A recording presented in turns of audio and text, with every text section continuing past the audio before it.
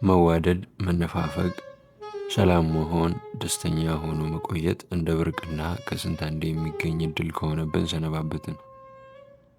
ትንሽ መውደድ፣ ትንሽ ጥሩ ስሜት ሲሰማን ከደስታ ይልቅ እውነት ይሆን? ይዘልቅ ይሆን? የምር ይሆን የሚል ፍርሃት ይይዘናል። በዚህ ልክ ተታትተናል፣ ተራርቀናል። ጥሩ ስሜትንም መናገር ቅንጦት ሆኗል። ወንድም ለእህቱ ያለውን ስሜት ከመናገር መዝመትን ይመርጣል። እህት ለወንድሟ ያላት ፍቅር ከምትገልጽ ሞቴን እመርጣለሁ መባባል ተጀምሯል፣ አሊያም ሰነባብቷል። ወንዱ ለሚስቱ ለፍቅረኛው አፈቅርሻለሁ የሚል ቃል ከአፉ ማውጣት ዳገት ሆኖበታል። ሴቷ ለምትወደው ወንድ ስሜቷን ለመግለጽ ተራራ የመግፋት ያህል ይከብዳታል። አባት ለወለደው ልጁ መውደዱን ማሳየት ሽንፈት ነው የሚመስለው።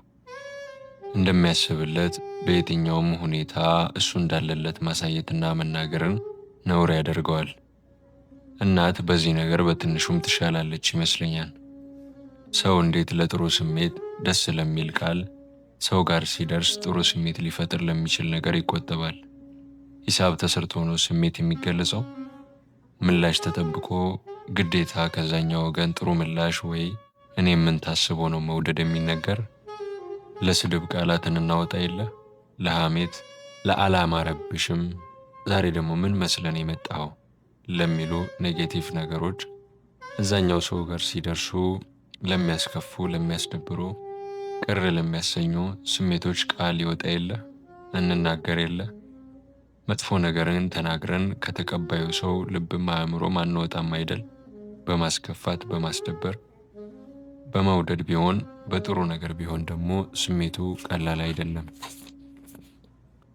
ሰው ሲያስባችሁ ፈገግ የሚባልባችሁ ሆኑ። ታዲያ ለጥሩ ነገር ሲሆን ለምን አፋችንን ይይዘናል?